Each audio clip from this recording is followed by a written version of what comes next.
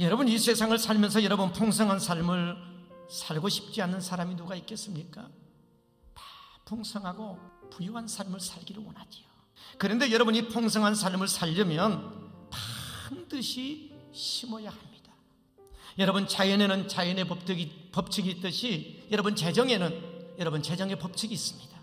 여러분, 하나님께서 가르쳐 주신 이 재정의 법칙을 모르고 살면은 우리는 평생토록 돈만 쫓다가 우리 소중한 인생 다 낭비해버리고 말 것입니다. 여러분, 코로나로 인하여 정말 시대가 힘들고 어려운 상황입니다.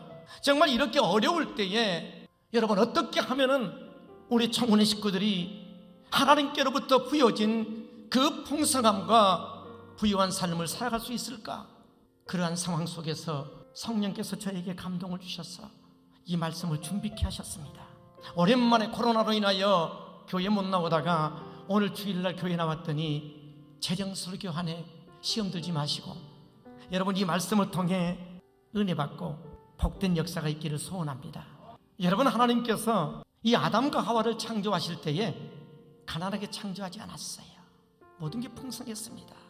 그런데 여러분, 이 모든 인간의 풍성함은 하나님께로부터 주어지는데 인간이 죄를 범함으로 인하여 하나님과의 관계가 깨어져 버렸어요. 그래서 하나님으로부터 멀어지고 말았습니다. 여러분, 하나님과의 관계가 깨어지자 우리 인간 속의 모든 차원이 고갈이 되어버리고 말았어요. 그래서 가난하게 되었습니다.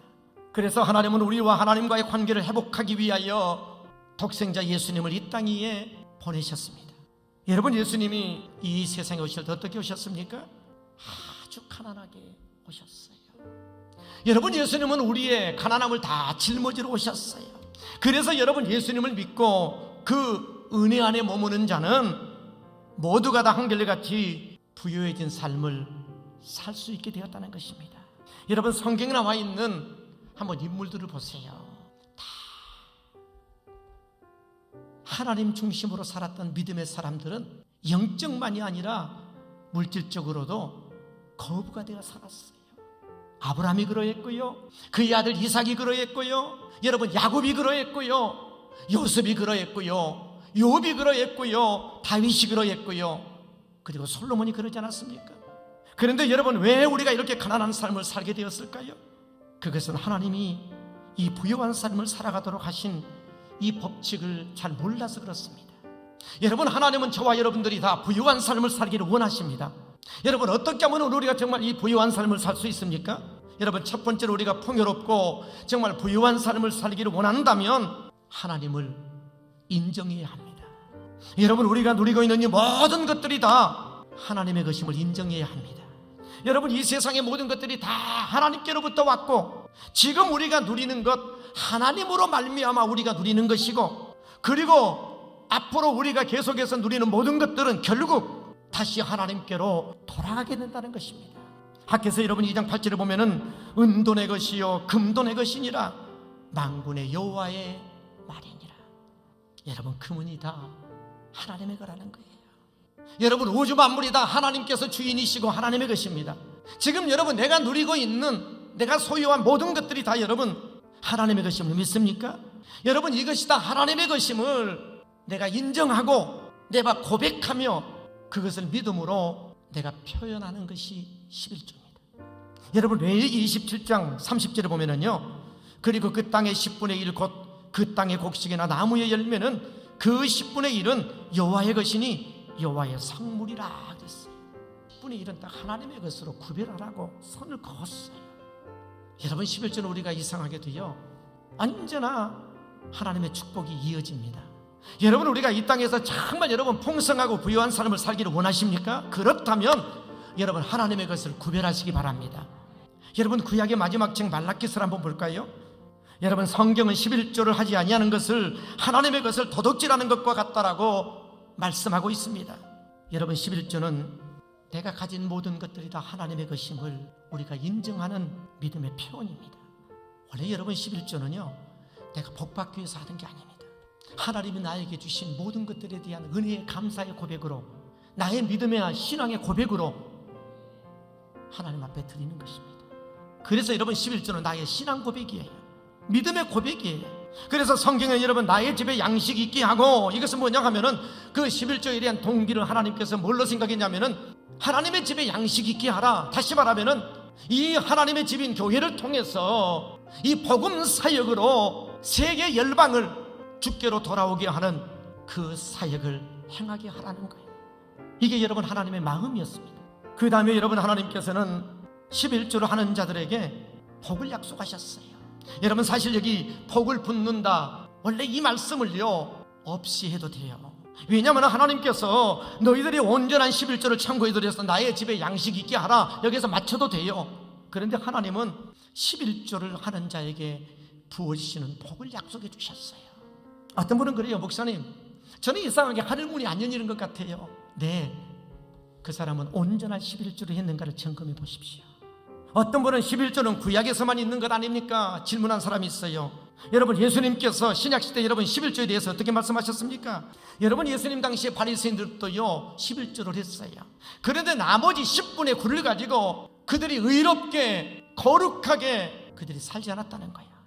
그러나 주님은 그래서 그러한 삶을 책망하시면서 말씀하는 거예요. 너희들은 11조도 하고 그리고 의와 인과 믿음도 행하라. 다시 말하면은 11조도 온전히 해야 되지만 10분의 9를 가지고 너희들이 건강하게 거룩하게 살아야 함을 우리 주님 말씀하셨습니다. 그래서 여러분 이 11조는요 절대 돈의 문제가 아닙니다. 믿음의 문제입니다.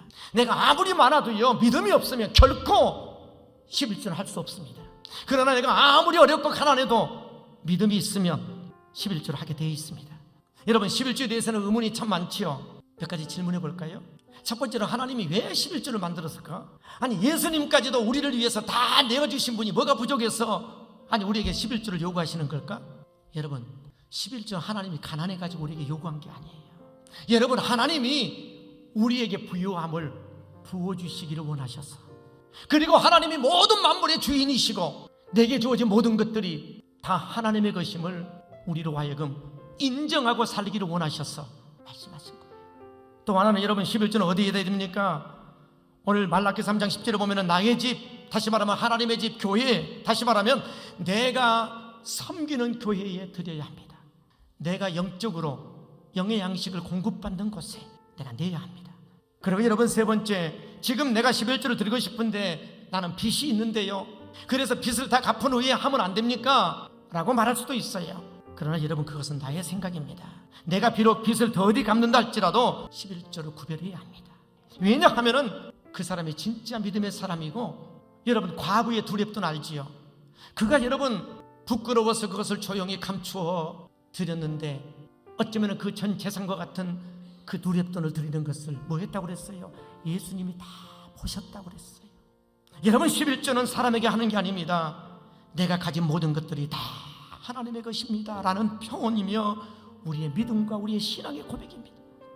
그리고 네 번째, 여러분 11조는 순이익에서 드려야 합니까? 아니면 총수입에서 드려야 합니까? 네, 총수입에서 드려야 합니다. 그게 온전한 11조입니다.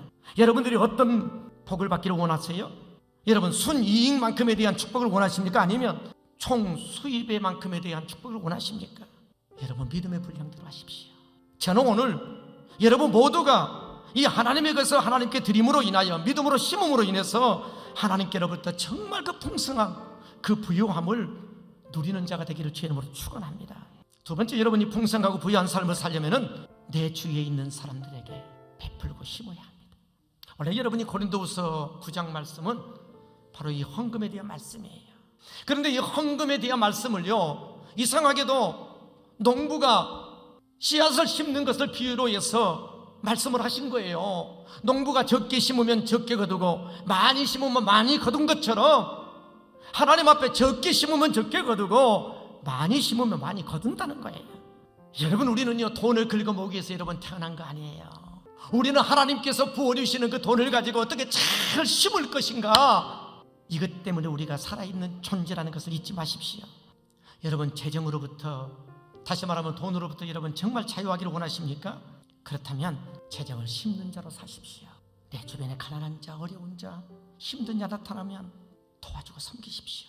세상의 경제 원칙은요 다 긁어 모으라 하잖아요. 그러나 하나님의 경제 원칙은 달라요. 베풀고 나누라는 거예요.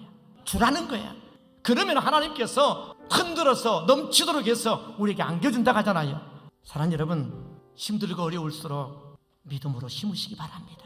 그래서 하나님의 그 놀라운 풍성함과 부유함을 여러분들이 다 누리는 그런 복된 역사가 있게 되기를 제 이름으로 축원합니다.